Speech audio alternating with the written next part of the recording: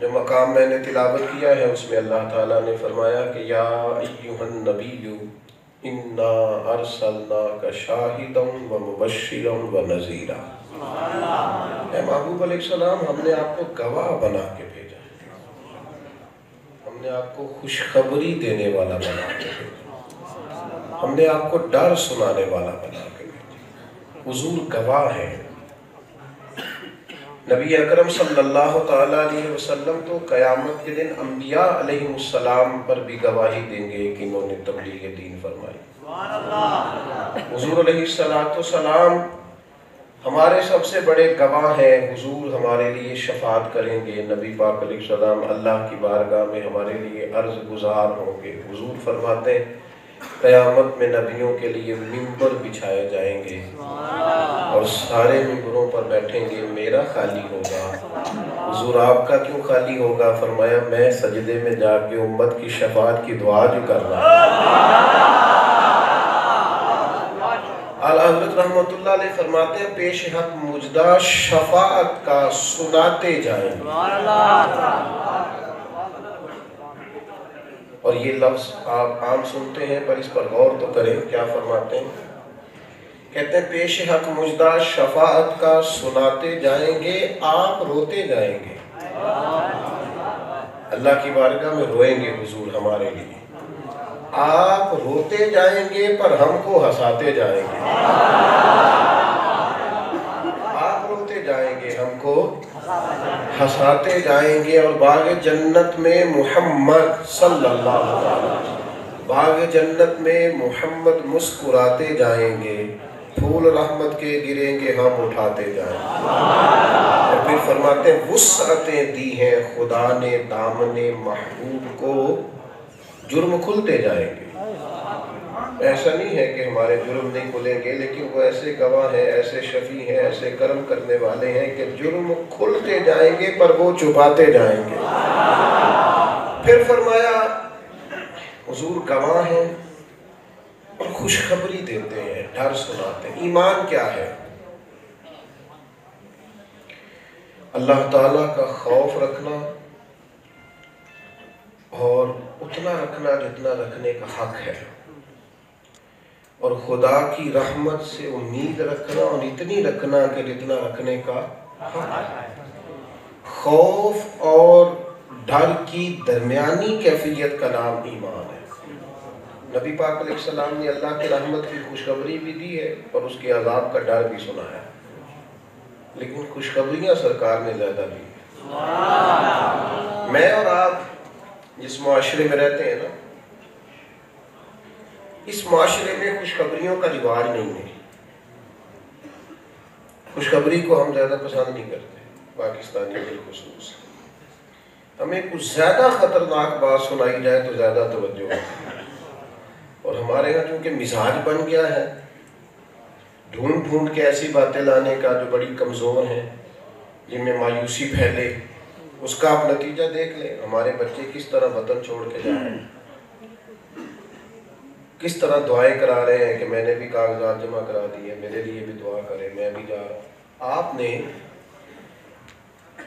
مزاج جب اس طرح کا بنا لینا ہے کہ جس کے اندر خوبصورتی رہے کوئی نہ، دنیا میں رنگ رہے کوئی نہ، اللہ تعالیٰ نے بڑی خوبصورت مخلوق بنائی، ہمیں اس میں حسن نظر آنا چاہیے۔ میں کسی شخص سے بیزار نہیں ہو سکتا، کیونکہ ایک ذرہ بھی تو بیکار نہیں ہو سکتا۔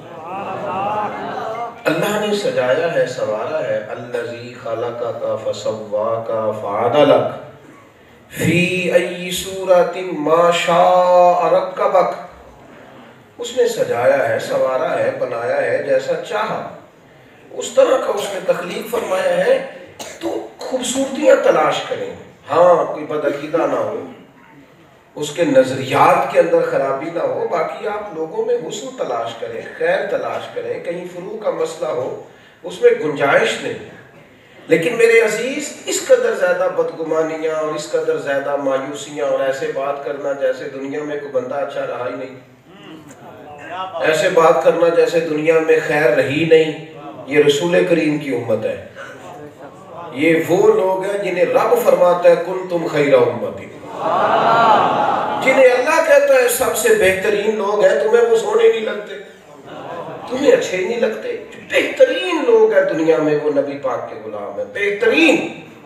آپ زیادہ توجہ کریں میری بات پر. آپ نہ اپنے ارد گرد خوبصورتی تلاش، مزاج خوشخبری کا بنائے. حضور خوشخبریاں دیتے، نبی پاک علیہ السلام لوگوں کو خوشخبری دیتے، حضور لوگوں کو قریب کرتے. ہم نے اپنے بچوں کو نا جب بھی دکھانا ہوتا ہے پریشان ہو کے دکھانا ہوتا ہے. ساری دنیا کام کرتی ہے، ہم کو یہ نوکھا نہیں کرتے، لیکن جب بھی گھر آنا چہرے پہ شکن ڈال کے آنا، جب بھی بات کرنا پریشانی والی کرنا. میں بڑا سفر کرتا رہتا ہوں، کئی دفعہ مجھے، اب میں صبح فجر کے بعد گاڑی میں بیٹھ گیا تھا اور کل رات تک مجھے سفر میں ہی رہنا ہے. عدم سے لائی ہے ہستی میں آرزو رسول، کہاں کہاں لیے پھرتی ہے جستجو رسول. اس کے باوجود آدھا پاکستان ہم سے ناراض ہے کہ ٹائم نہیں دیتے، حالانکہ یہ کہ سڑکوں پہ ہی ہے. وہاں تام مسئلے مطلب میری کوشش ہوتی ہے کہ میں کئی دنوں کی تھکاوٹ کے بعد بھی گھر جاؤں اور رات کو سحری کے وقت بھی پہنچوں تو ذرا مسکراتا ہوا جاؤں. اس کی وجہ ہے میں یہ نہیں چاہتا کہ میرے بچے کہیں کہ ہم نے وہ کام نہیں کرنا جس کام کی وجہ سے ہمارا والد بڑا تھک جاتا ہے، وہ بڑی آزمائش میں. وہ کہیں گے یہ تو کام ہی بڑا مشکل ہے، ہم نے نہیں کرنا. میں چاہتا ہوں کہ انہیں اس طرح کا چہرہ دکھاؤں کہ وہ کہیں کیا بات ہے، یہ تو بڑا اعلیٰ کام ہے. میرے ایک کلاس فیلو میرے ساتھ کالج میں رہے، مجھے ایک دن فون کر کے کہنے لگے کہ یار میں اپنے کام سے بڑا اکتا گیا ہوں، چلنا کچھ دنوں کے لیے کہیں سیر پہ چلتے ہیں. میں نے کہا یار تو اکتایا ہوگا، میرا تو کام ہی بڑا مزیدار ہے. میں اپنی حیاتی تو قربان تھی، وہاں محمد پکیندے گزر گئی صلی اللہ تعالی وسلم. تو اپنے مزاج میں خوشی لائیں، اپنی طبیعت کو نا، یہ خوشی غم یہ بندے کے اندر ہی ہوتے ہیں. اگر صرف ایک تکلیف ہے تو اس ایک تکلیف کی وجہ سے ساری خوشیاں ضائع کر دیں گے. بھائی پیسے ہی نہیں ہے نا، صحت ہے نا، وہ بچے ہیں نا بھائی، گھر ہے نا، دوست ہے نا، وطن ہے نا، سب سے بڑھ کے مدینے والے کا کلمہ پڑھنے کی توفیق ہے نا. اتنی ساری نعمتیں تیرے پاس ہیں، ایمان سب سے بڑا خزانہ ہے وہ تیرے پاس ہے. اور ویسے بھی شکر جو ہوتا ہے نا، شکر میری طرف دیکھنا ہے نہیں آپ نے، شکر جو ہوتا ہے نا، شکر سکون پیدا کرتا ہے، اور ناشکری شکوہ یہ زندگی میں بے سکونی پیدا کرتا ہے. جب آپ شکر کرتے ہیں تو نعمتیں محفوظ بھی ہوتی ہیں اور نعمتوں میں اضافہ بھی ہوتا ہے. لَإِن شَكَرْتُمْ لَأَزِيدَنَّكُمْ، شکر کرو گے تو نعمتیں بڑھا دوں گا. کیا معنی؟ مفسرین فرماتے ہیں معنی یہ ہے کہ جو پہلے سے ہے وہ محفوظ ہو جائے گی اور اللہ اضافہ کر دے گا. نبی کریم مبشر ہیں، حضور خوشخبری سناتے ہیں، حضور خوشخبری سناتے ہیں. امام غزالی نے روایت لکھی ہے، ایک بدو آ گیا دیہاتی، بڑا سادہ سا بندہ. السلام علیکم کے فوراً بعد کریم محبوب علیہ السلام کے حضور عرض گزار ہوا. عرض کرتا ہے یا رسول اللہ صلی اللہ تعالیٰ علیہ وسلم، ایک سوال پوچھنا تھا. کریم فرمانے لگے پوچھو. سادہ آدمی ہے، سادی بات کرتا ہے. کہتے حضور قیامت والے دن حساب کس نے لینا ہے؟ حضور فرمانے لگے سادی بات ہے، اللہ تعالیٰ نے. تو اس نے چادر کو پھر سے اٹھا کے دوبارہ کندھے پہ رکھا، کہنے لگا پھر کرم ہی ہوگا انشاءاللہ. تو حضور فرمانے لگے کیا کہنا چاہتا ہے؟ عرض کی یا رسول اللہ، کریم جب غالب ہوتا ہے تو معاف ہی فرماتا ہے، اس نے معاف کر دینا ہے. وہ سادی بات تھی، کہہ کہ وہ رخصت ہو گیا، سادہ آدمی تھا. حضور فرمانے لگے دیکھو بندہ سادہ تھا، بات کتنی پتے کی کر گیا. ہمارے مزاجوں میں مایوسی، پریشانی، ہر بندہ ہی ناراض ہے، ہم رہتے ہی ناراض لوگوں کے درمیان ہیں، لہٰذا ہم بھی نہ کسی سے ناراض ہی ہیں. کسی سے پوچھ لے وہ ناراض ملے گا. آپ کیسے ہیں؟ ناراض ہیں. آپ کیسے ہیں؟ فلانے نے ستایا ہوا ہے. وہ بھائی اتنے پریشان نہ پھرا کریں. ہم مبشر نبی کے ماننے والے ہیں، ہمارے مزاجوں کے اندر تازگی ہونی چاہیے. ہمارے تو کوئی پاس بیٹھے تو اس کے غم دور ہو جائے. آپ ڈھونڈ کے لائیں اپنے علاقے کی خوشخبریاں. آپ ڈھونڈ کے مجھ سے ایک دوست نے کہا پچھلے دنوں بڑے حالات خراب ہے پاکستان کے، تو میں نے کہا یار یہ تو ساری باتیں شروع سے چلتی ہیں پر پاکستان میں خوبیاں بھی ہیں، تو بعض بندے ہوتے ہیں نا وہ پھر میں نے کہا چلو خوبیاں ڈسکس نہ کریں، کیا آپ ہاں نہ نہیں کرتے بولتے نہیں، آپ نے کہاں ڈسکس کر دیا، جو مارکیٹ میں چل رہا ہے وہی کرتا ہے نا سب نے، خوبیاں نہ ڈسکس کریں۔ اس نے کہا جی آپ کوئی بیان کریں، تو میں نے کہا میں نے بھی کچھ دنیا تھوڑی سی دیکھی ہے، جتنا نماز پڑھنے کا اچھا بندوبست پاکستان میں ہے کسی اور جگہ نہیں۔ آپ موٹر وے پہ چڑھ جائیں یا جی ٹی روڈ پہ چڑھ جائیں، ہر پیٹرول پمپ پہ وضو کا بندوبست ہے، نماز کا ہے، چھوٹی خوبی ہے۔ آپ جس کونے میں جاتے ہیں آپ کو اذان کی آواز آتی ہے، یہ چھوٹا کرم ہے۔ خدا کے بندو ہمیشہ مایوسی نہیں، یہ بات آپ نے یاد رکھنی، اور اپنے بچوں کو کمزور نہ کرو پریشانیاں بتا بتا کے، انہیں دباؤ کے نیچے نہ رکھو۔ ہم کہہ کہ انہیں غریب کر دیتے ہو، جی ہم غریب لوگ ہیں، ہم کمزور لوگ ہیں، بیٹا ہم نہیں کچھ کر سکتے۔ حالات کے سہمے ہوئے لوگوں کو بتا دو حالات بدل جاتے ہیں، ایک جیسے نہیں رہتے، لہذا انہیں مایوسیاں نہ سکھاؤ، کمزوریاں نہ سکھاؤ۔ اقبال نے اپنے بیٹے سے کہا تھا کہ تو دیار عشق میں اپنا مقام پیدا کر، اور نیا زمانہ نئے صبح و شام پیدا کر، اور کہا تھا بیٹا میرا طریق امیری نہیں فقیری ہے، خود ہی نہ بیچ غریبی میں نام پیدا کر۔ نبی کریم علیہ السلام جب بھی کوئی قافلہ روانہ کرتے، جب بھی کسی مہم کے لیے کسی کو بھیجتے، وہ جہاد کے لیے یا تبلیغ کے لیے، دو باتیں ارشاد فرماتے۔ ایک حضور فرماتے جہاں جا رہے ہو نا وہاں لوگوں پر آسانی کرنا مشکل نہ کرنا، اور دوسرا فرماتے لوگوں کو مایوس نہ کرنا، لوگوں کو خوشخبری دینا، لوگوں کو خیر کی بات بتانا، ان کو متوجہ کرنا۔ آپ اپنی زندگی میں مطمئن رہیں، آپ اطمینان قلبی والے رہیں۔ کچھ لوگ حضرت بہلول دانا جیسے بھی ہوتے ہیں جو تبلیغیں زیادہ نہیں کرتے، تقریریں زیادہ نہیں کرتے، لیکن زندگی میں اتنے مطمئن اور اتنے توکل اور اتنے صبر، قناعت اور خودداری والے ہوتے ہیں کہ ان کے پاس بیٹھنے والوں کو بھی اللہ تعالیٰ یہ نعمتیں عطا فرماتا ہے، استغنا ہوتا ہے مزاج۔ تو خوشخبری۔ دوسری بات حضور ڈر سناتے ہیں۔ انسان کی طبیعت میں نا اگر دو چیزوں کا خیال کبھی پیدا ہو جائے نا تو اس کی ساری زندگی اس طرح ہوتا ہے جس طرح میری کوئی نگرانی کر رہا ہے۔ صرف دو چیزیں، ایک یہ کہ وہ یہ خیال کرے کہ میرا رب مجھے دیکھ رہا ہے، اور دوسرا وہ یہ خیال کرے کہ مجھے صبح قیامت قبر سے اٹھنا، مجھے اپنے رب کے حضور حاضر ہونا۔ یہ دو تصورات اتنے پکے ہیں جو انسان کے دل میں خشیت لاتے ہیں، پھر وہ باریک باریک چیزوں کا بھی خیال کرتا ہے، باریک باریک، وہ ڈرتا ہے، وہ بے لگام نہیں ہوتا، بے باک نہیں ہوتا، محتاط طرز زندگی۔ ہمارے ہاں بڑا عالم کون ہوتا ہے؟ لمبی تقریر کرے، عوام کی رائے میں بڑا عالم کون ہوتا ہے جس کے میری طرف پوسٹر زیادہ چھپے، جس کے آنے پر نعرے زیادہ لگے؟ عالم کون ہوتا ہے؟ تو قرآن مجید فرماتا ہے انما یخشی اللہ من عبادہ العلماء، اللہ کے بندوں میں سے عالم وہ ہے جو رب سے ڈرتے ہیں۔ جس میں خشیت زیادہ پائی جائے، جو محتاط زیادہ ہو، تقوی زیادہ، حلال حرام کا خیال زیادہ کرے، جو اپنے لفظوں پر پیرا رکھنا جانتا ہو، جو بات کرے تو سوچ سمجھ کر، جس کی ادائیں ایسی ہوں جس پر پیرا بیٹھا ہوا۔ ہم جب تک محتاط نہیں نہ ہوں گے، محتاط، اتنی دیر تک زندگی سنور نہیں سکتی۔ یہ خشیت الہی، یہ ڈر، یہ بندے کو محتاط کرتا ہے، یہ بندے کی نگرانی کرتا ہے۔ آپ کی توجہ ہے میری بات پر؟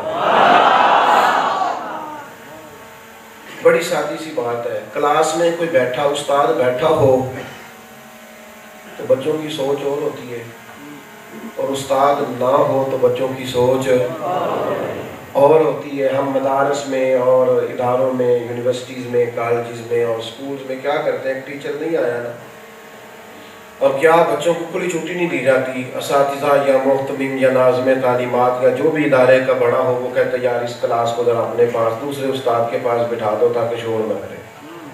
حالانکہ بچے ہیں اور سمجھدار ہیں، لیکن ایک مخصوص ذہن ہے. اس وقت ٹیچر بیٹھا ہے، بندہ مومن کی بات اچھی طرح سمجھ لے کہ اگر اس کے ذہن میں یہ بات بیٹھ گئی کہ میرا رب مجھے دیکھ رہا ہے. حضرت جنید بغدادی مرید ہوئے تھے نا حضرت سری سختی سے، تو آج کل تو پہلی بات تو یہ ہے کہ وظیفے لینے دینے کا ہمارا مزاج نہیں، اور پیری مریدی کا جو رویہ ہم نے اپنایا ہوا ہے یہ تو وہ نظم ہی نہیں جو ہمارے بزرگوں نے ہمیں دیا. نہ کوئی سیکھنے کے لیے آگے بڑھتا ہے اور نہ سکھانے والوں میں اس طرح کا شوق رہا ہے نہ ماشاءاللہ. تو یہ جب مرید ہوئے تھے تو چھوٹی عمر تھی اور رشتے میں ماموں بھی تھے حضرت جنید کے. جناب جنید کہتے ہیں میں نے عرض کیا تھا کہ حضور وظیفہ دیں، تو کہنے لگے پتر تو نے سب سے پہلا سبق یہ یاد کرنا ہے کہ میرا رب میرے ساتھ ہے اور میرا رب مجھے دیکھ رہا ہے. یہ تو نے پکا کرنا ہے سب. یہ بہت بڑی تیرے لیے کامیابی ہوگی اگر تیری یہاں ذہن سازی ہو جائے. محتاط زندگی گزارے. بعض کام جو ہے وہ خشیت کے، حضرت عبداللہ ابن مسعود فرمایا کرتے تھے کثرت روایات کا نام علم نہیں، بلکہ قرآن مجید نے بتا دیا کہ اگر تیرے اندر خشیت ہے تو ڈرتا ہے پھر تو عالم ہے. ورنہ جتنی مرضی ڈگریاں بھی ہوں انسان کہتا پھر کہ میں پڑھا لکھا آدمی ہوں، میں بڑا سمجھدار ہوں، میں پنچایت والا ہوں، اس کا فائدہ نہیں. جب تک اس کے اندر خشیت پیدا نہیں ہوتی وہ رب سے ڈرتا نہیں. نبی کریم علیہ السلام نے فرمایا اپنے رب سے استغفار کرو. میں ایک دن میں 100 بار اپنے رب کی بارگاہ میں استغفار کرتا ہوں. حضور صحابہ کو محتاط کرتے، انہیں سمجھاتے، قائل کرتے. تو خوشخبری دیں، دوسروں کو مطمئن کریں، اور اپنے معاملے میں کیا کریں کہ زیادہ تر ڈر رکھیں، خیال رکھیں، محتاط رہیں. اور پھر اللہ تعالیٰ نے فرمایا وَدَاعِيًا إِلَى اللَّهِ بِإِذْنِهِ وَسِرَاجًا مُنِيرًا. اے محبوب ہم نے آپ کو نا داعیے اللہ بنایا ہے، اللہ کی جانب دعوت دینے والا بنا کے بھیجا ہے اس کے حکم کے ساتھ.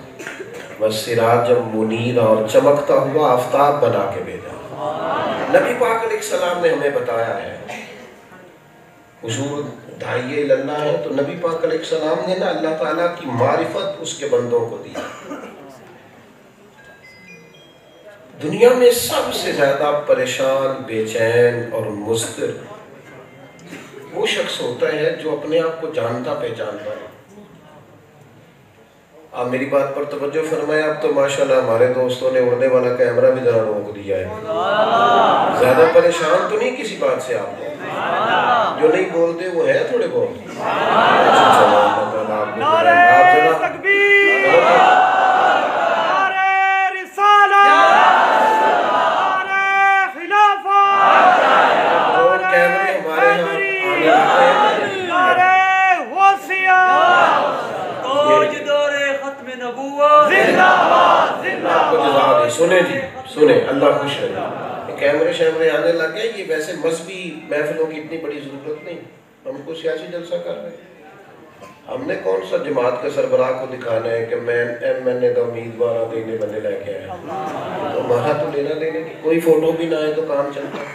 اس لیے ہر چیز کو لے کے آپ اس کی ہر چیز کی نمائش ٹھیک نہیں ہوتی.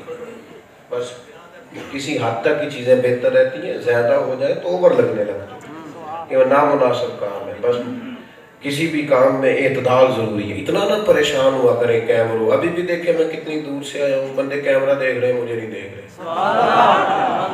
موبائل دیکھ رہے ہیں. آپ دیکھیں نا یہ تو ظلم ہے نا. اللہ تعالیٰ آپ کو جزائے خیر عطا فرمائے. اتنی بڑی تعداد میں ماشاءاللہ آپ اہل محبت تشریف فرما ہے. میں کوئی وقت نہیں آپ کا 1 منٹ کے لیے بھی ضائع کرنا چاہتا. بڑی جلدی میں نے بات کو سمیٹنا ہے، اور چونکہ بہت سارے لوگ کچھ تنگی میں بیٹھے ہیں، کچھ کھڑے ہیں، ان کا بھی بار بار احساس ہو رہا ہے، اس لیے تیزی سے بات کر رہا ہوں. بھائی حضور داعیے اللہ. اگر انسان کو یہی پتہ نہ چلے میں کون ہوں، میں کس لیے ہوں، مقصد حیات کیا ہے، کس نے مجھے پیدا کیا، جس بندے کو یہ پتہ نہیں نہ چلتا وہ اپنے مقصد حیات سے ہی ناآشنا ہوتا ہے، اس کا جینا اس کی اپنی سمجھ میں بھی نہیں آتا۔ بڑے سارے لوگ اس رستے میں دنیا سے گئے کہ ہمیں معرفت چاہیے۔ آپ کبھی اٹھا کے پڑھیں حضرت سلمان فارسی رضی اللہ تعالیٰ عنہ کی داستان نور، آپ کو ہدایت سے، روشنی سے عشق ہو جائے گا کہ یہ کتنی بڑی چیز ہے جس کے لیے اتنی بڑی جدوجہد انہوں نے کی، ساری زندگی گزار دی انہوں نے ہدایت کی تلاش میں۔ آپ کبھی دنیا میں پھریں تو پی ایچ ڈی لیول کا آدمی ہے اور پوری دنیا میں بزنس کرتا ہے، لیکن حال اس کا یہ ہے کہ رات کو جب کھڑا ہوتا ہے تو بدھ کے سامنے ہاتھ باندھ کے کھڑا ہو جاتا ہے، دنیاوی طور پر سب سے بڑی ڈگری رکھتا ہے۔ خدا کا شکر ادا کرو، اللہ تعالیٰ نے ہمیں وہ محبوب دیے جنہیں رب فرماتا ہے یہ داعیے اللہ۔ نبی پاک علیہ السلام نے ہمیں ہمارے اپنے آپ سے آگاہ کیا، ہمیں بتایا ہے تم کون ہو، کیوں ہو، کس لیے آئے، کیا کرنا ہے، لوٹ کر جاؤ گے تو رب تمہیں کیا کچھ عطا کرنے والا۔ یہ اتنی بڑی نعمت ہے، کبھی زندگی میں آپ اس کو سوچئے گا کہ جس بندے کو یہی پتہ نہ چلے کہ بھلا میرا مالک کون ہے، خالق کون ہے، معاذ اللہ اس کے پاس رہ کیا جاتا ہے۔ یہ میرے کریم کا کرم ہے کہ انہوں نے لوگوں کو خود آشنا بھی کیا ہے اور خدا آشنا بھی کیا ہے۔ اقبال کہتے ہیں عجب نہیں کہ خدا تک تیری رسائی ہو، پر تیری نظر سے تو پوشیدہ ہے آدمی کا مقام۔ میرے بھائی یاد رکھیں گے آپ، حضور داعیے اللہ ہے۔ نبی پاک علیہ السلام نے ہمیں بتایا ہے کہ تمہارا رب ہے، اس نے تمہیں پیدا کیا، اور پھر حضور نے دلوں تک، ذہنوں تک یہ بات اتاری کہ رزق دینے والا اللہ ہے، موت و حیات اللہ کے دستے قدرت میں ہے، عزت اور ذلت اس کی حکمت کے تقاضے۔ یہ اتنی بڑی سوچیں ہیں جو دنیا کی ہر ٹینشن کو لے جاتی ہیں، انزائٹی، ڈپریشن، پریشانی، بے چینی، سب چیزوں کا خاتمہ جب آپ کا یہاں ایمان مضبوط ہو جائے کہ رزق دینے والا اللہ ہے، موت و حیات اللہ کے، آپ مضبوط ہو جائیں گے، کمزوری نکل جائے۔ نبی پاک علیہ السلام نے ہمیں مضبوط کیا۔ ہمارے ہاں آج کل یہ ہوتا ہے کہ لوگ ہمیں نا کمزور کرتے ہیں، ضعیف کرتے ہیں۔ جو میں نے شروع میں بات کی نا، پریشانی والی خبریں سنا کے، یہ ہمارے مذہبی سٹیجوں پہ بھی بعض اوقات بڑی عجیب صورتحال ہو جاتی ہے۔ وہ کہتے ہیں میں آج بتا کے جاؤں گا، آج میں منا کے جاؤں گا۔ بھائی سارے تو خوش عقیدہ بیٹھے ہیں، آپ کس کو منا رہے ہیں؟ آپ کس کو منا رہے ہیں؟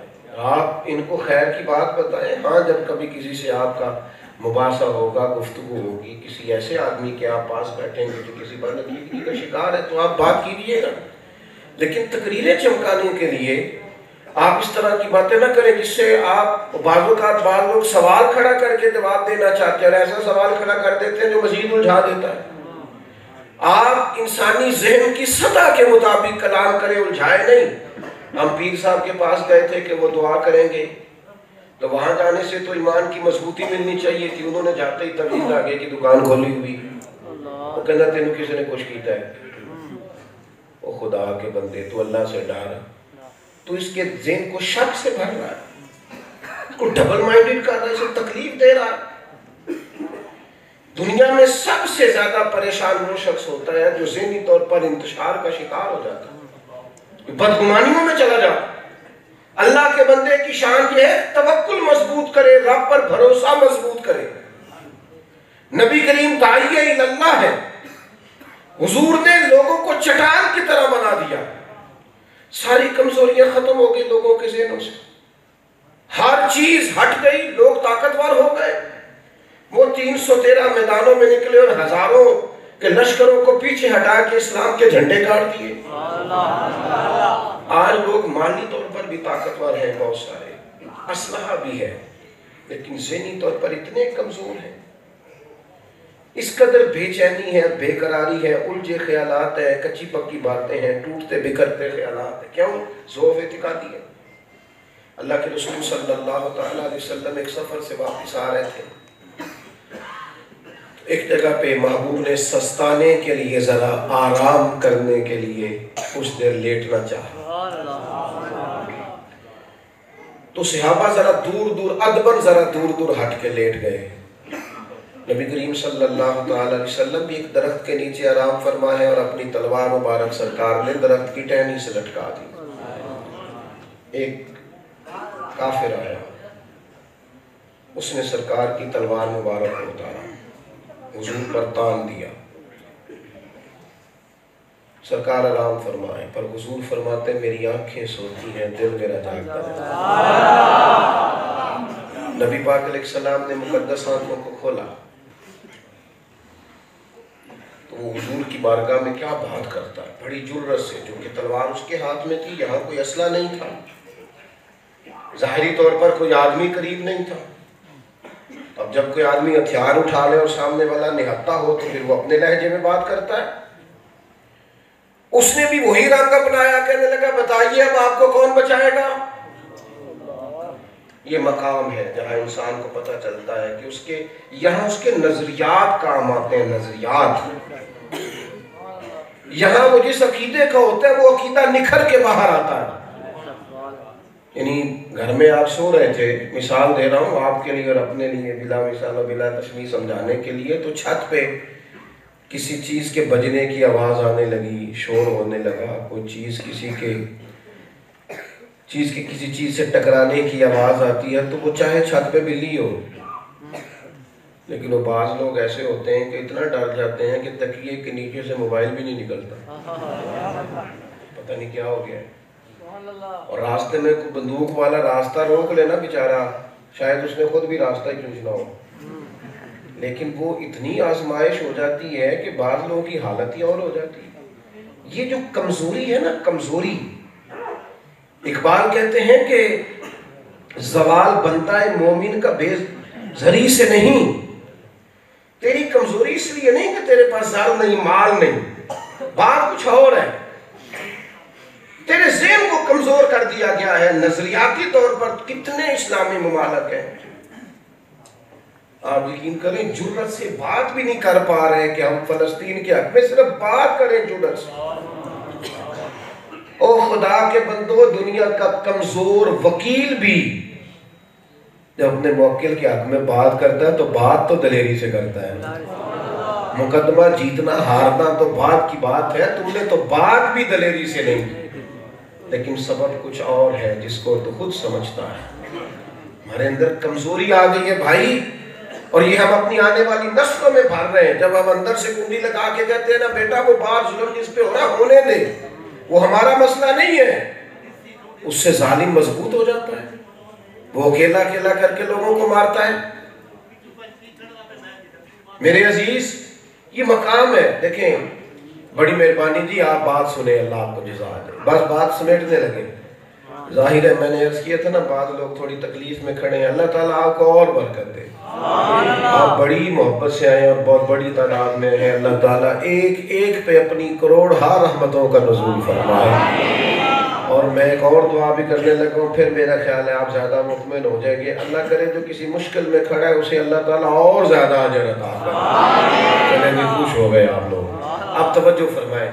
رپورٹس دیکھ لی ڈاکٹر نے, اور ڈاکٹر نے رپورٹس دیکھتے کہا کو معافی چاہتا ہوں آپ کی رپورٹس تو کوئی اتنی اچھی نہیں آئی. کچھ لوگ ایسے ہوتے ہیں جو ڈاکٹر کی بات سن کے ہی ختم ہو جاتے ہیں, اور کچھ نظریاتی ہوتے ہیں, فکری, جن کے ذہن طاقتور ہوتے ہیں, نظریات والے, عقیدہ توحید و رسالت مضبوط. وہ کہتے ہیں ڈاکٹر صاحب آپ ٹھیک ہی کہتے ہوں گے, پر اپنے علم کے مطابق کہتے ہیں نا, ہوگا وہ جو میرا رب کریم چاہے گا. یہ لوگ زندگی کو جی لیتے ہیں, ایک کمزور ہو جائیں, کمزور نہیں ہوتے. ایک حافظ صاحب کو ہمارے حضرت صاحب ایک دفعہ سمجھا رہے تھے, وہ کمزور باتیں کر رہے تھے, نذرانہ تھوڑا ہے, تنخواہ تھوڑی ہے, فلاں معاملہ تھوڑا ہے. تو حضرت ہمارے بہت بڑے عالم تھے, بزرگ ہمارے استاد, وہ کہنے لگے خدا کے بندے, اللہ کے فضل سے میں نے ساری زندگی پڑھایا ہے, لیکن ابھی بھی کوئی آج ڈھونڈنی پڑتی ہے تو مجھے مشکل ہوتی ہے. تیرا سینہ رب کو اتنا پسند ہے کہ پورا قرآن مجید اس میں موجود ہے, اور تو کچی باتیں کرتا ہے, کمزور باتیں کرتا ہے. تو دیکھ تو صحیح تیرے پاس خزانہ کتنا بڑا ہے. سمجھانے کے لیے، اگرچہ ہمیں اپنے علماء کی آئمہ کی قدر کرنا چاہیے، لیکن جو عرض کرنے جا رہا ہوں کمزور نہ پڑے زندگی میں۔ اس نے حضور پر تان لی تلوار اور کہنے لگا کون بچائے گا؟ تو یہ عقیدہ ہے جو ہمارے نبی کریم نے ہمیں دیا۔ حضور داعیہ اللہ ہے۔ محبوب نے آنکھیں کھولی اور حضور مسکرائے۔ یہ مقام ہے مسکرانے کا۔ اور کریم بڑے دھیمے لہجے میں فرمانے لگے مجھے میرا رب بچائے گا۔ یہ بڑی طاقت ہے اگر آپ کے ساتھ اللہ ہے، آپ کا عقیدہ مضبوط ہے تو آپ سب سے مضبوط ہے۔ مجھے میرا اللہ بچائے گا، بس یہ لفظ کریم نے فرمائے تو وہ کانپنے لگا، تلوار اس کے ہاتھوں سے گر گئی۔ محبوب اسی اطمینان سے اٹھے۔ سرکار نے امامہ مبارک کو ذرا سا دوبارہ سے سجایا اور حضور نے تلوار اٹھا لی اور پھر وہی مسکراہٹ جس کی تسکین سے روتے ہوئے ہنس پڑا، اس تبسم کی عادت پہ لاکھوں سلام۔ کریم فرمانے لگے لے بھئی مجھے تو رب نے بچا لیا ہے، اب تو بتا تجھے کون بچائے گا؟ تو کیا کہتا ہے؟ کہتا ہے میں نے سنا ہے آپ بڑے معاف کرنے والے ہیں۔ تو حضور فرمانے لگے اگر تم نے سنا ہے تو جا پھر میں نے معاف کیا اور ختم ہو گئی بات۔ اپنی زندگی میں ضعف اعتقادی چھوڑ دیں۔ ابھی تک یار لوگ پوچھ رہے ہیں ابھی تک کہ کالی بلی رستہ کاٹ جائے تو کیا ہوتا ہے؟ تو میرا کئی دفعہ دل کرتا ہے کہ ان سے پوچھوں کہ میاں اگر کالی گاڑی رستہ کاٹ جائے تو پھر کیا ہوتا ہے؟ روز کاٹتی ہے ہمارا راستہ۔ اتنے کمزور نہ بنے۔ ایک ہمارے جاننے والوں میں سے صاحب تھے تو گھر اچھا بنا سیانا آدمی، تو گھر میں کافی ساری ان کے کسی وجہ سے لڑائی ہوئی۔ مجھے پتہ چلا کہ انہوں نے لڑائی شروع کی۔ وجہ کیا بنی؟ اہلیہ کے ساتھ اختلاف کی کہ میں گھر سے نکلنے لگتا ہوں تو پیچھے سے آواز دے دیتی تو بے برکتی ہو جاتی۔ کیا بات کر رہے ہیں آپ؟ مومن کا کام ہے اس طرح کی باتیں کرنا؟ یہ بندہ ہے مومن کا طریقہ ہے؟ پھر آپ ڈر رہے ہیں، پریشان ہو رہے ہیں۔ میں نے پہلے بھی کہا تھا پھر کہتا ہوں، یہ جو قبر کا معاملہ ہے اس میں بھی آپ دیکھیں ہمارا نظریہ کیا ہونا چاہیے۔ ایک فاسق کی قبر ہے، وہ بے شک گڑا ہے، لیکن ایک مومن کی قبر ہے۔ اس کو میرے نبی پاک نے فرمایا وہ جنت کے باغوں میں سے باغ ہے۔ تھوڑی دیر کے لیے تو سوچ اور پھر دیکھ تیرے ذہن میں اللہ طاقت کتنی پیدا کرتا ہے۔ اگر یہ ذہن بن جائے کہ مرنے کے بعد باغ میں جانا ہے، یعنی قبر نہیں ہوگی، اسے بند کریں گے، مجھے تو ویسے ہی پھول اور باغ بڑے اچھے لگتے ہیں، تو آپ کا یہ ذہن بن جائے کہ مرنے کے بعد سیدھے باغ میں، اور باغ بھی معمولی نہیں، جنت کے باغوں میں سے باغ، اور باغ ایسا جس میں آنکھ کھلتے ہی پہلی زیارت ہی مدینے والے رسول کی نصیب ہو۔ آپ نظریاتی زندگی گزارو یار، جینا آئے۔ نبی کریم کے غلاموں کو تو جینے میں بھی بڑی لذت ملتی ہے اور مرنے میں بھی بڑا ذائقہ نصیب ہوتا ہے، لیکن ہم کمزور ہوتے جا رہے ہیں۔ ہم اس طرح کی سوچیں بناتے ہیں جس طرح بالکل کوئی اللہ معاف فرمائے ایک عام آدمی ہوتا ہے۔ ہم نظریاتی لوگ ہیں۔ نبی پاک علیہ السلام نے ہمیں اللہ کی جانب دعوت دی، اور پھر حضور سراج منیرہ ہے، چمکتا ہوا آفتاب ہے میرے نبی پاک۔ ہر دور میں روشنی رسول پاک کی، ہر دور میں نورانیت رسول پاک کی، ہر دور میرے نبی پاک کا دور۔ جب حضرت آدم جناب شیش کو وصیت کر رہے تھے تو دور وہ بھی حضور کا تھا، اور جب جناب ابراہیم دعاؤں میں نبی پاک کو اللہ کی بارگاہ سے مانگ رہے تھے تو دور وہ بھی حضور ہی کا تھا، اور جناب عیسیٰ جب بشارت دے رہے تھے تو دور وہ بھی نبی کریم کا ہی تھا۔ آج بھی دور حضور کا ہے، اور صبح قیامت کے بعد بھی دور نبی پاک کا ہے۔ حضور دیکھو آپ نے بات کو سمجھنا ہے، حضور چمکتا ہوا آفتاب ہے، دین ہمیشہ تازہ دم رہتا ہے۔ میں چھوٹا طالب علم ہوں دین کا، یہاں علماء بیٹھے ہیں، میری ڈیوٹی تھی بات کرنے کی تو اوپر بیٹھ گیا، اور یہ میں انشراح صدر سے بات کر رہا ہوں، غلط فہمیاں پالنے کا قائل نہیں ہوں، من آنم کے من دانم، مجھے اپنی حیثیت کا پتہ ہے۔ میں نے قرآن مجید کو اتنی دفعہ پڑھا ہے، میں ایک ہی آیت کو دوبارہ پڑھتا ہوں نا یا کسی نئی تفسیر کے ساتھ پڑھتا ہوں تو وہ آیت ایک نیا معنی دینا شروع کر دیتی ہے، زندگی کا ایک نیا حسن بیان کرتی ہے، ایک نیا زاویہ۔ حضور ایسا چمکتا ہوا آفتاب ہے کہ آپ جب بھی روشنی لیتے ہیں نئی تازگی ملتی ہے، نیا ذائقہ نصیب ہوتا ہے۔ آپ سیرت کو پڑھیں، آپ پڑھتے جائیں گے تو روح تازہ ہوتی جائے گی، آپ کو محسوس ہوگا کہ ایک نیا عزم بلند ہو رہا، ایک نیا ولولہ طبیعت میں تازہ ہو رہا۔ نبی پاک علیہ السلام نے خود فرمایا میرا قرآن مجید کبھی پرانا نہیں ہوگا، قرآن مجید کبھی پرانا۔ تفاسیر لکھی جا رہی ہیں ہر زبان میں، ہر انداز میں، اور مختلف زاویوں سے قرآن مجید سے لوگ اپنی محبت کا اظہار کر رہے ہیں، خدمت قرآن میں مشغول ہیں۔ کوئی صرف احکام کی آیات کی تفسیر لکھ رہا ہے، کچھ جو آیتیں صریحاً اخلاق کی بات کرتے ہیں اس پر کام کر رہا ہے، کوئی کسی زاویہ سے کوئی صوفیانہ تفسیر بیان کر رہا ہے، کوئی عالمانہ بیان کر رہا ہے، کوئی لغات کی روشنی میں بات کر رہا ہے۔ قرآن مجید اور احادیث مبارکہ ایسی چمکتی ہوئی چیزیں ہیں کہ آپ جب بھی اس کی طرف جاتے ہیں آپ کو ایک نئی تازگی ملتی ہے۔ لیکن شرط یہ ہے، مجھے ایک دن مدرسے کے ایک طالب علم نے کہا تھا کہ میں جمعہ پڑھاتا ہوں اور آپ سے بھی گفتگو سنتا رہتا ہوں تو مطالعہ کے لیے کچھ بتائیں۔ تو میں نے کہا بیٹا اگر تو آپ نے لوگوں کو سنانے کے لیے مطالعہ کرنا ہے تو پھر میرا خیال ہے مشکل ہے کام، مشکل ہے۔ آپ نہ اپنی تربیت کے لیے قرآن و حدیث کو پڑھنا شروع کریں، جب آپ پر طاری ہو جائے گا نا پھر انشاءاللہ دوسرے کو بھی نفع دیں گے۔ آپ جب اس کا ذوق لیں گے نا، لطف لیں گے، جب آپ کی طبیعت اور باڈی لینگویج نظر آئے گا کہ آپ پر وہ طاری ہے چیز، پھر وہ دوسرے کو بھی نفع دے گی۔ لیکن ہم نے کیا کیا ہے، ہم نے ان چیزوں کو، کتاب و سنت کو اس ذوق سے، اس زاویے سے اس طرح پڑھا نہیں۔ میرا کیونکہ جو میرے ذہن میں مضمون تھا وہ میں سارا آپ کی خدمت میں عرض کر چکا۔ آپ اس چمکتے ہوئے آفتاب سے، یہ جو نبی پاک علیہ السلام نے ہمیں عطا کیا ہے قرآن و سنت کی روشنی میں، اس سے اگر فیض یاب ہو تو نئے نئے دریچے زندگی کے کھلیں گے، نئے نئے دریچے۔ اب ہمارے ہاں چونکہ آہستہ آہستہ یورپ کی طرز پر تنہائی عام ہوتی جا رہی ہے، ہم چونکہ موبائل لے کے تو اکیلے بیٹھنا چاہتے ہیں۔ آپ نے ناراض نہیں ہونا کیونکہ میں بات ختم کرنے لگا ہوں۔ پہلے تو بچوں کو منع کرنا پڑتا تھا نا، کم چلایا کرو، اب تو بعض بڑوں سے بھی گزارش کرنی پڑتی ہے۔ بچے کہتے ہیں کہ ابا جی سے ذرا کہہ دیں گھر آیا کریں تو تھوڑی دیر سے چھوڑا بھی کریں۔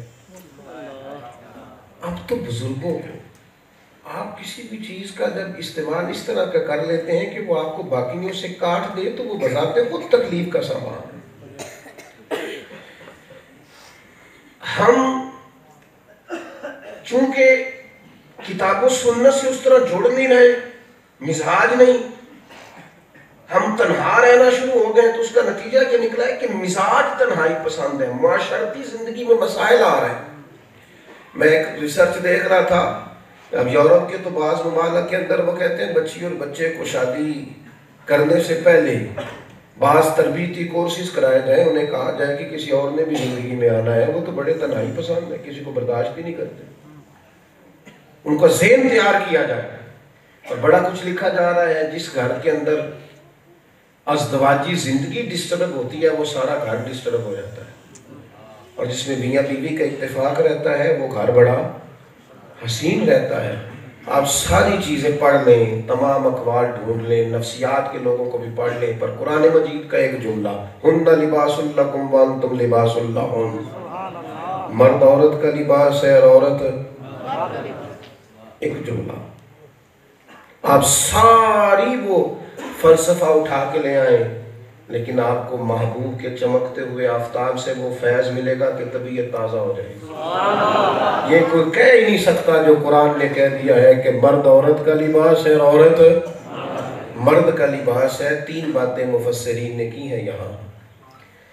فرمایا انسان جتنا مرضی بھی خوبصورت ہو بغیر لباس کے خوبصورت نہیں ہوتا۔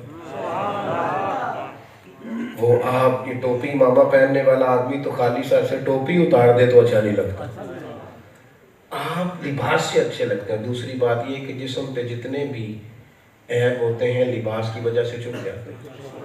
اور تیسری بات یہ کہ گرمی ہو یا سردی ہو لباس بندے کو موسم کی شدت سے بچاتا ہے۔ کیا رشتہ بتایا ہے قرآن پاک نے میاں بیوی کا، ایک دوسرے کے لیے زینت بھی ہے، پردہ بھی ہے، دکھوں سکھوں سے بچانے کا ذریعہ بھی۔ اپنے آپ میں وہ ساری چیزیں جو رسول پاک علیہ السلام کی ذمہ داریاں اور منصب نبوت اللہ نے حضور کو عطا کرتے وقت جو ذمہ داریاں دی ان کی روشنی میں اپنے مزاج کو بنائیں، طبیعت کو تازہ رکھیں۔ میں نے جہاں سے بات شروع کی تھی پھر اس کا خلاصہ عرض کرتا ہوں۔ ایک تو کوشش کریں کہ مزاج خوشخبری والا ہو، ہر وقت مایوسی کی بات نہ کریں، اور دوسرا طبیعت خشیت والی ہو، رب سے اس طرح ڈریں کہ محتاط ہو، آپ کا لمحہ لمحہ بولنا بات کرنا اس میں احتیاط پائی جائے۔ اور تیسری بات یہ کہ حضور داعیہ اللہ ہے، اپنے آپ کو طاقتور کریں، اللہ کی مدد کی طرف بڑھیں، کمزور نہ ہو، اپنے رب پر بھروسہ سیکھیں، اپنے مالک کریم کی طرف رجوع کریں، دعائیں لمبی مانگیں۔ آج کل ایک اور بھی بڑی عجیب بات لوگ کرتے ہیں، کہتے ہیں جی دعا سے کیا ہوتا ہے؟ تو میں نے کہا خدا کے بندے دعا تو مومن کا ہتھیار ہے۔ محبوب کریم کبھی دعا کے لیے ہاتھ اٹھائے نا تو اللہ تعالیٰ جناب عمر جیسے لوگ دین کو عطا کرتا ہے۔ کیا بات کرتے ہیں، دعا تو بدل دیتی ہے چیزوں کو، لیکن شرط یہ ہے کہ ہمارا ایمان اور ہمارا مزاج مضبوط ہو، کمزور نہ پڑے، ذہنی طور پر اور فکری طور پر اپنے آپ کو کبھی کمزور نہ کرے، تازہ دم رہے۔ ہو ہی جاتی ہیں زندگی میں کمیاں، آ ہی جاتی ہیں، کبھی کو بندہ ناراض بھی کر ہی دیتا ہے، کبھی کو تلخی بھی آ ہی جاتی ہے، پر ہنس کے بھی گزارا ہو جاتا ہے، اور وقت رو کے بھی گزر ہی جاتا ہے۔ ناراض رہ کے بھی حضرت خواجہ نظام الدین صاحب رحمۃ اللہ علیہ کے ایک مرید نے کہا تھا حضور سارے لوگ ناراض رہتے ہیں، بڑا تنگ کرتے ہیں، رشتہ دار بھی دوست بھی، کیا کروں، کوئی نسخہ بتائیں اس بیماری سے جان چھوٹے۔ تو خواجہ صاحب فرمانے لگے محبت کیا کر۔ تو کہنے لگے حضور کرتا ہوں پھر بھی نہیں مسئلہ حل ہوتا۔ فرمانے لگے نسخہ اس بیماری کے لیے یہی ہے، ایک آدھ خوراک سے فرق نہ پڑا تو خوراکیں بڑھا دینا، فرق ہو جائے گا انشاءاللہ تعالی، فرق ہو جائے گا، لیکن مزاج محبت والا رکھیں۔ میں آپ کی خدمت میں آخری بات یہ عرض کروں گا، راتیں ماشاءاللہ کافی لمبی ہو گئی ہیں، کہاں 7 بجے عشاء پڑھتے ہیں اور 6 بجے جا کے فجر پڑھتے ہیں۔ تو یہ میری آپ سے خاص اپیل ہے کہ جس نے آج کل بھی تہجد نہیں پڑھنی اس نے پھر کب پڑھنی؟ نوجوانوں سے کہوں گا کہ روزے رکھیں، نفلی کم از کم پیر کا تو ضرور رکھیں، اور تہجد کی نماز کی طرف خاص توجہ کریں۔ رب کریم بڑا راضی ہوتا ہے سحری میں اٹھنے والے بندے سے۔ آپ 9-10 بجے سو رہے ہیں یار، بڑا ٹائم ہے، صبح ضرور اٹھیں ان دنوں میں، بڑے قیمتی دن ہے، نیند اچھی طرح پوری کر کے ذرا مصلے کو آباد کریں۔ ہمارے لیے بڑا ہی ضروری ہے کہ ہم کچھ تھوڑا سا نا، یہ بڑا دل لگے گا، آپ کچھ نفل پڑھیں، کچھ قرآن مجید کی تلاوت کریں، اور اگر تنہائی ملے اور کوئی موجود نہ ہو تو پھر کبھی درود پاک پڑھیں نا اس وقت، تو محبت مصطفیٰ کریم علیہ السلام کی وہ چنگاری ملتی ہے کہ روح تک اس کی روشنی اترتی ہے۔ اللہ تعالی ہماری حاضری کو قبولیت کا درجہ عطا کرے۔ وما علینا الا البلاغ المبین۔